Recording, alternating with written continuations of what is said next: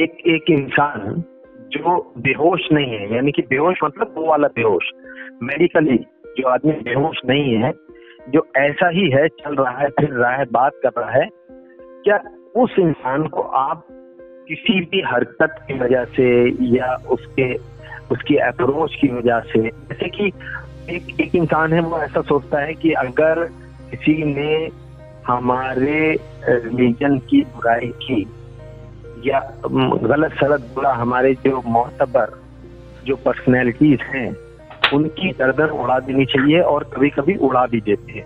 तो ये जो उड़ा देना है, इनको आप क्या बोलेंगे? क्या ये होश वाले लोग हैं या नहीं हैं, या जो मॉब लिंचिंग कर देते हैं कभी कभी इन्हीं बातों से इन्फ्लुएंस्ड होके?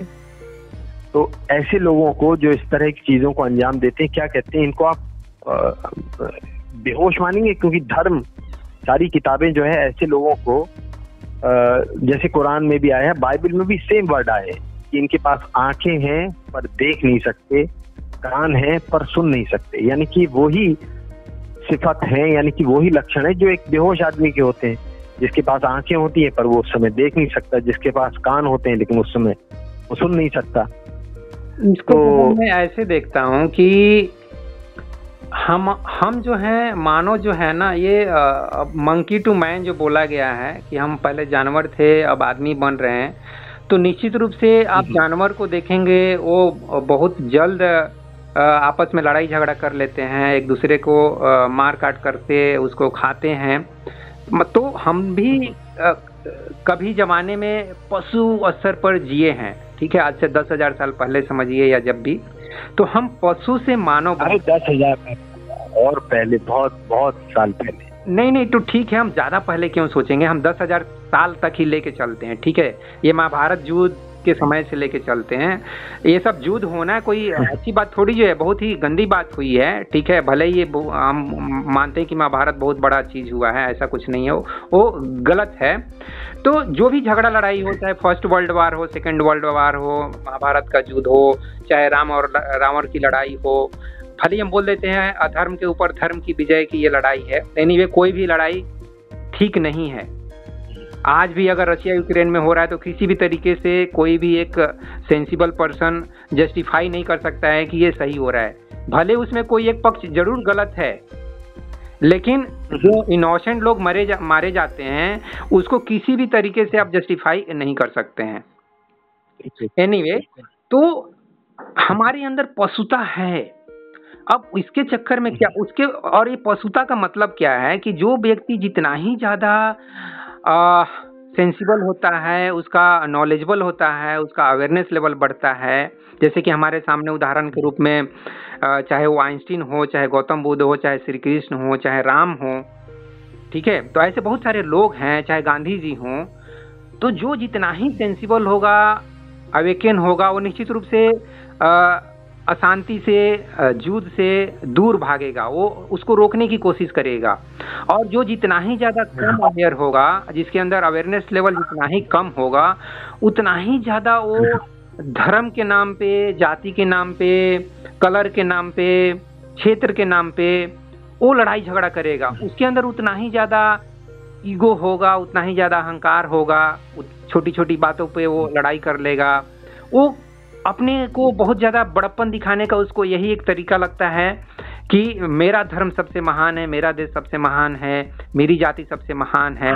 इसी सबके चीज को महान समझ दादा ये वाली महानता है। एक मिनट दादा, जो एक्चुअल जो महानता है वो होती है कि आप कितने गुणवान हैं, आप कितने अच्छा सिंगर हैं, कितने अच्छा लिखते हैं, कितनी अच्छा कविता बनाते हैं, कितना अच्छा आप गाते हैं, कितना अच्छा पेंटिंग करते हैं, कितना अच्छा आप समाज के विकास के लिए आप काम कर रहे हैं। ये सब अच्छी चीजें हैं, ये सब गुणवत्ता वाली चीजें हैं, न कि मेरा धर्म, मेरा जाति, ये सब महान है। ये सब जैसे वो तो अलग बात है, लेकिन हिटलर भी he was also a painter, तो उसको क्या आप अनअवेयर आदमी मानेंगे या अवेयर आदमी मानेंगे? देखिए दादा, अब उसके अंदर पेंटिंग करने की कला है, लेकिन उस पेंटिंग करने की कला के वजह से उसने जो लाखों यहूदियों को मरवाया, इसको आप जस्टिफाई नहीं कर सकते हैं। उसके अंदर वही हाँ हाँ, वही तो मैंने कहा ना, अभी आपने बोला ना कि जो एक गुणों की वजह से इंसान बड़ा होता है, जैसे कि कोई पेंटर हो या, लेकिन पेंटर होने के साथ साथ इंसान ऐसा भी हो सकता है, ये भी उसके अंदर ये पॉसिबिलिटीज भी हो जाती हैं पेंटर्स के साथ भी। हाँ, हो सकती है दादा, जो हिटलर जैसे भी हो जाए। हाँ हाँ, हो सकती है। वो वेजिटेरियन भी था। हाँ, एग्री, वेजिटेरियन। हाँ, सहमत हूँ। उसके अंदर कुछ अच्छी क्वालिटीज भी थी, और इसीलिए तो एक बार मैंने पढ़ रहा था रजनीश का किताब में, उसने गांधी जी से बहुत ज्यादा महान हिटलर को साबित कर रहा था, यही सब क्वालिटी बता के। तो रजनीश ऐसे अजीब करते हैं। नहीं दादा, नहीं, वो देखिए, वो आपको टोन भी समझना हो। अगर उन्होंने गांधी से ऊपर इनको बताया तो पक्का मैं बता रहा हूँ कि वो पूरा फिर सुनना पड़ेगा। ऐसे नहीं कि आप उनके उस बात को लिटरल ले लें, क्योंकि बहुत सी बातें, बहुत सी चीजें ऐसी होती हैं कि वो फिगरेटिव होती हैं, यानी कि वो क्या होती है, मेटाफोरिकली एक बात कही जा रही है, एक उसका एक उसमें एक मैसेज है, लेकिन शब्दों को अगर आप पकड़ लेंगे तो कई बार वो मिस्टेक भी हो जाती है। मुझे ऐसा नहीं लगता कि वो गांधी से ऊपर हिटलर को रख सकते हैं हर लिहाज से। हाँ, कोई एक बात हो सकता, मजाक में कह रहे हैं, वही उन्होंने